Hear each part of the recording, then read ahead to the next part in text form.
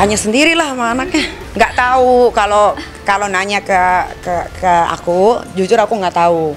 Awal mulanya pun aku nggak tahu gitu kan. Ya kalau mau tahu ya tanya sama anaknya sendiri bagaimana gitu. Kalau di gua sih alhamdulillah sampai detik ini semuanya baik-baik aja gitu.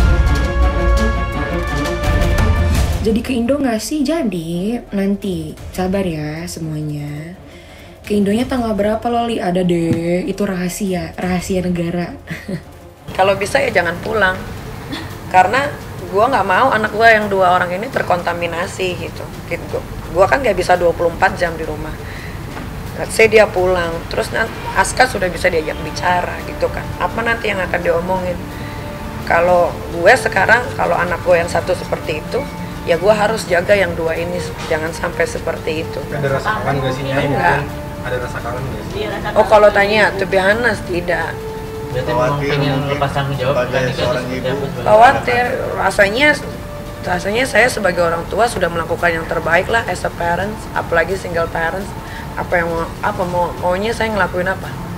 Nangis itu datang ke sana, kan yang salah dia bukan saya cuma sebagai ibu yang membiayai. Kalau dia butuh bantuan saya akan bantu ya, tapi kalau untuk yang gimana ya, kalau ada anak kecil mendeklar dirinya sudah dewasa, berarti saya tidak bisa lagi menganggap dia sebagai anak kecil. Bener nggak? Ya sudah. Udah dari kapan nih kalau Udah lama, saya juga udah nggak peduli dia mau pulang mau enggak, serah aja. Kan nanti suatu saat juga nanti dia akan merasakan bagaimana pahit susahnya menjadi seorang ibu, apalagi single parent yang membiayai hidup sendiri kan. Ya biarin aja, dia mau bebas ya silahkan bebas. Kalau kalian wawancara saya 1 atau setengah bulan yang lalu, mungkin masih ada rasa kecewa. Kalau sekarang udah 6, saya sudah mengikhlaskan dia. Tapi kalau salah dia balik ke Taniki, maksudnya minta maaf ke mamanya gitu Kak, apa yang akan kamu lakukan? Iya sebagai orang tua ya terima lah. Tapi kalau buat gimana sekarang ya nggak ada. Kita satu keluarga sudah mengikhlaskan. Jadi apapun yang dia lakukan, bagaimanapun di sana ya terserah aja. Tapi tolong jangan dibawa-bawa lagi nama saya gitu. Jadilah diri dia sendiri. Karena kan dia dengan keluarga itu kan, kalau keluarga itu pergi ke perkumpulan kayak perkumpulan Batak dan lain-lain itu ya, kan yang dibawa kan ini anak ini kita Mirzani gitu. Jadi jangan lagi bawa-bawa nama saya, udah jadi aja diri sendiri. Jadi ini sebenarnya menjadi gambaran umum gitu, ketika anak-anak remaja yang kemudian jauh dari pantauan orang tua dan kemudian mereka hidup tanda kutip secara mandiri gitu ya, dibiayai, tinggal sendiri misalnya. Nah, hal-hal seperti inilah yang bisa terjadi. Kondisi seperti ini biasanya memunculkan inner konflik pada remaja.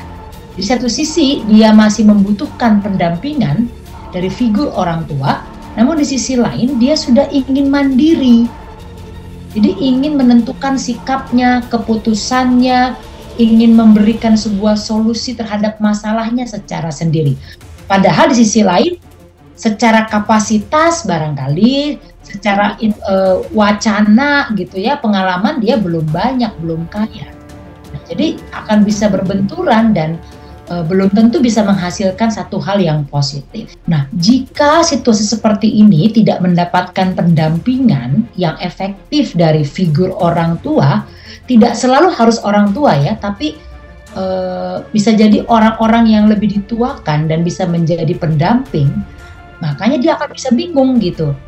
Dia punya idealisme, namun di sisi lain tidak ada yang bisa membantu menjelaskan situasi real yang sedang dihadapi. Kita nggak boleh judgement, nanti yang punya anak marah gitu, nggak boleh gitu. Nanti dikesannya saya menjudge gitu, nggak boleh. Gini aja, kalau kita bicara tentang anak, apalagi di usia-usia remaja, terus saya katakan mereka ini kan proses transisi. Jadi di fase ini anak itu ingin mendapatkan identitas yang baru. Nah, gitu kan. Nah, dalam perkembangan anak itu kan proses belajarnya dengan cara mencontoh yang paling sederhana. Gitu. Dia melihat apa yang terjadi di sekitarnya, apa yang diungkapkan oleh orang sekitarnya, kemudian dia meniru. Itu proses paling sederhana dari anak. Nah, makin bertambah umur, maka dia mulai mendapatkan sumber belajar yang beragam. Nah, kalau sudah di remaja, sebenarnya patokannya tidak lagi orang tuanya, tapi peers gitu, rekan sejawatnya. Ini yang menjadi acuannya bertindak, berperilaku gitu. Jadi kalau anak remaja itu dia tinggal melihat komunitas remajanya seperti apa. Karena kalau dia tidak mengikuti atau dia tidak berada di satu pola yang sama, maka kecenderungannya dia tidak merasa diterima, nggak merasa belongs gitu. Nah ini kan jadi satu momok buat remaja, padahal patokannya dia, acuannya adalah rekan-rekan sejawatnya begitu.